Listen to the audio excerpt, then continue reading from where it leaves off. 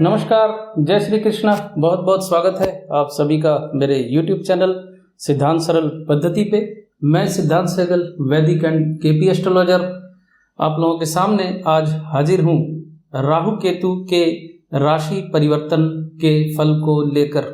राहु केतु 23 सितंबर 2020 को राशि परिवर्तन कर रहे हैं और मार्च 2022 तक वृष और वृश्चिक में रहेंगे। यानी 23 सितंबर 2020 को राहु देव मिथुन राशि से वृष राशि में चले जाएंगे और केतु देव धनु राशि से वृश्चिक राशि में चले जाएंगे। और जैसा कि आप जानते हैं, राहु केतु 18 महीने तक रहते हैं किसी भी राशि में अपने गोचर के दौरान। अब राहु और केतु की उच्च राशियां वृष और वृश्चिक भी कहलाती हैं, मिथुन और धनु भी कहलाती हैं।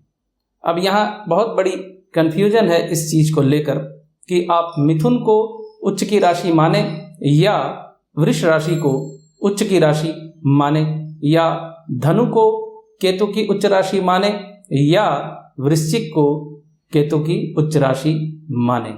एक बात जो मिस हो रही है आजकल, वो मैं यहाँ आपको दोहरा देता हूँ, बता देता हूँ कि मिथुन राशि में राहु देव 15 डिग्री से 30 डिग्री तक उच्च के कहलाते हैं और वृष राशि में 30 डिग्री से 15 डिग्री तक उच्च के कहलाते हैं। ये बिंदु आजकल मिस हो रहा है। अब दूसरा कंफ्यूजन ये भी है कि राहु और केतु क्या पूरे 30 डिग्री तक उच्च के रहते हैं? तो फिर कंफ्यूजन ये रहेगा ही रहती दुनिया तक, क्योंकि राहु केतु को लेकर वैसे भी कंट्रोवर्सियों का कोई अंत नहीं है। बहुत सी कंट्रोवर्सी इन दोनों ग्रहों को लेकर रहती है, लेकिन फिर भी डिग्री वाइज मिथुन राशि में राहु देव 15 डिग्री से 1 डिग्री तक और वृष राशि में 30 डिग्री से 15 डिग्री तक राहु देव उच्च के रहते हैं। और ये इसलिए है, यानी ऐसा इसलिए है क्योंकि ये वक्र गति से चलते हैं, उल्टे चलते हैं, इसलिए 15 से 1 डिग्री और 30 से 15 डिग्री बताया मैंने।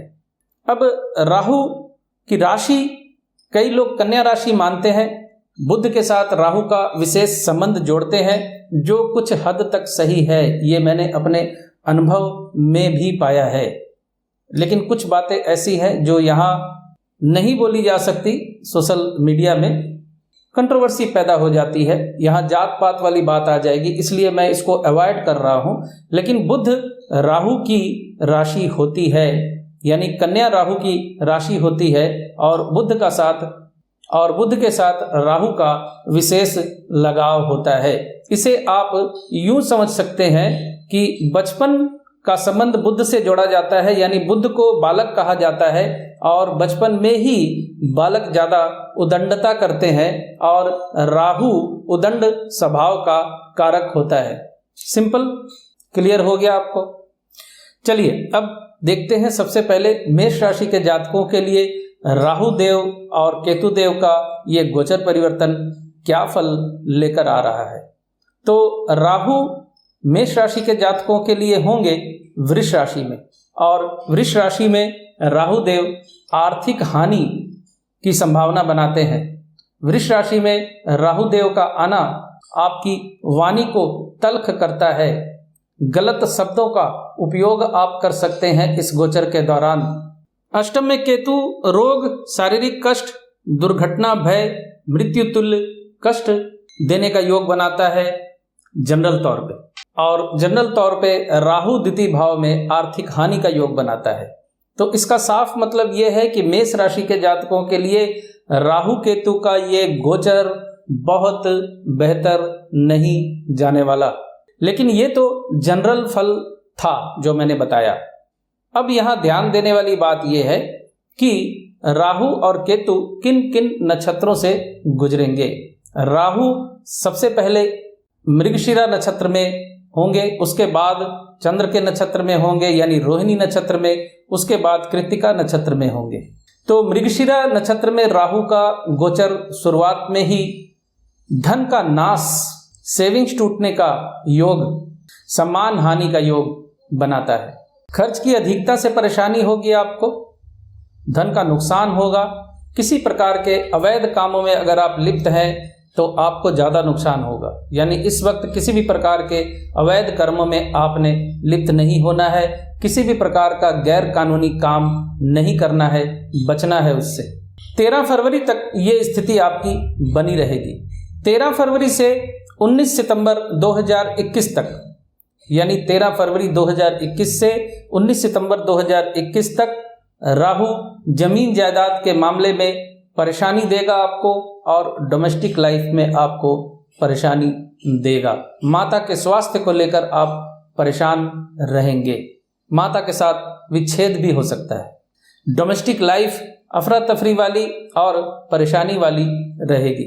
19 सितंबर 2021 से मार्च 2022 तक स्वास्थ्य संबंधी समस्या, व्यवसाय में समस्या, संतान के स्वास्थ्य को लेकर समस्या, प्रेम विवाह में समस्या, सम्मान हानि का योग, शिक्षा में बाधा, प्रेम प्रसंगों की वजह से अपमानजनक स्थितियों का सामना, उच्च शिक्षा में बाधा, कर्म स्थान पे समस्या, विशेष करके राजनीतिक क्षेत्र में अगर आप हैं तो, लेकिन राजनीतिक क्षेत्रों में पद प्राप्ति का योग भी बनेगा अगर आपकी कुंडली में यानी जन्म कुंडली में दशा अंतरदशा आपके लिए फेवरेबल है तो। फरवरी 2022 के आसपास संतान संबंधी खुशखबरी, शिक्षा में अग्रगति, प्रेम संबंधों में सफलता, अचानक धन प्राप्ति का योग आपके लिए बन रहा है। ये राहु की स्थिति थी। केतु अष्टम भाव में परेशानी देने वाले होंगे। केतु का गोचर शुरुआत में ही पुराना रोग उभर कर आपके सामने ला सकता है। स्वास्थ्य संबंधी समस्या आपको सताएगी। 27 नवंबर से 17 दिसंबर तक अपमानजनक स्थिति का सामना आपको करना पड़ सकता है। रोग आपका लंबा खींच सकता है। शत्रुओं की वजह से परेशानी झेलनी पड़ेगी आपको। 17 दिसंबर से 4 जनवरी 2021 तक, यानी 17 दिसंबर 2020 से 4 जनवरी 2021 तक उच्च शिक्षा में सफलता और शिक्षा में कंपटीशन का सामना, थोड़ी बहुत भाग्य की सहायता आपको मिलेगी। 5 जनवरी से 11 मार्च तक केतु का ये गोचर आपको कर्म स्थान पे सम्मान हानि, सरकारी कामों में बाधा, दशा अंतरदशा अच्छी चल रही है तो पद प्राप्ति और सम्मान वृद्धि। 11 मार्च से 1 अप्रैल के मध्य एंसेस्ट्रल प्रॉपर्टी से रिलेटेड मामले में आपको फायदा हो सकता है। पुराना फंसा हुआ पैसा मिल सकता है। धन प्राप्ति का योग आपको बना हुआ है। 1 अप्रैल से 16 अप्रैल के मध्य दाम्पत्य जीवन में शॉर्ट टर्म सेपरेशन, मामला मुकदमा में उलझ जाने का योग आपको बन रहा है। स्वास्थ्य संबंधी समस्या भी आपको सता सकती है। 17 अप्रैल से 30 अप्रैल के मध्य थोड़ी सी राहत मिलेगी। बहुत से झंझटों से आपको मुक्ति मिलेगी। छोटी यात्रा पे आप जा सकते हैं, लेकिन स्वास्थ्य संबंधी समस्या आपको सताती रहेगी। 1 मई 2021 से 15 फरवरी 2022 तक एंसेस्ट्रल प्रॉपर्टी का लाभ, कर्म स्थान पे व्यस्तता, सम्मान वृद्धि, सम्मान हानि भी निर्भर करेगा आपकी दशा अंतरदशा आपके फेवर में है या आपके खिलाफ है। प्राप्ति का योग बना हुआ है। पुराना फंसा हुआ पैसा मिलेगा और कर्म व्यस्तता बहुत बनी रहेगी, भले ही लाभ आपको उतना मिलता नजर न आए। गोचर के अंत में उच्च शिक्षा में सफलता, धार्मिक क्रियाकलाप में वृद्धि, स्पिरिचुअल गेन, अध्यात्म में उन्नति, ज्ञान की प्राप्ति का योग बन रहा है आपके लिए।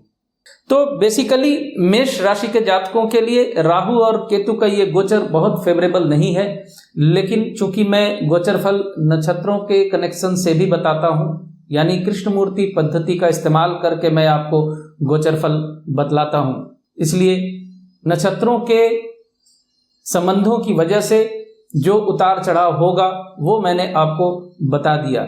नहीं तो जनरल तौर पे राहु केतु का गोचर फल मेष राशि के जातकों के लिए फेवरेबल नहीं है। बहते पानी में नारियल बहाइए आप। राहु के उपाय पे अभी अभी मैंने एक वीडियो डाला है, उसे आप जरूर देख लें। केतु को लेकर अगर परेशानी है तो आप किसी ब्लाइंड को डोनेशन दें। यहाँ सबसे बड़ी कंफ्यूजन वाली बात यह है कि आप राहु का फल ज़्यादा देखें या केतु का फल ज़्यादा देखें? राहु का फल आपको मिलेगा ज़्यादा या केतु का फल आपको ज़्यादा मिलेगा? तो मैं आपको बता दे रहा हूं कि किसका फल आपको ज़्यादा मिलेगा। सोशल मीडिया में, यहाँ यूट्यूब में ये बात आपको कोई नहीं बताएगा, वो मैं आपको बता दे रहा हूं। राहु की महादशा अगर आपकी चल रही है या राहु की अंतर्दशा आपको चल रही है तो आपने राहु के फलों पे ज़्यादा कंसंट्रेट करना है। हालांकि केतु के फल भी मिलेंगे लेकिन राहु के ज़्यादा मिलेंगे। और अगर केतु की महादशा चल रही है या केतु की अंतर्दशा चल रही है तो आपने केतु के गोचर फल पे ज़्यादा ध्यान देना है। इस बात को थोड़ा सा आप ध्यान में रखें। तो इजाजत दीजिए, मिलते हैं वृष राशि के फल को लेकर बहुत जल्द। खुश रहिए, स्वस्थ रहिए।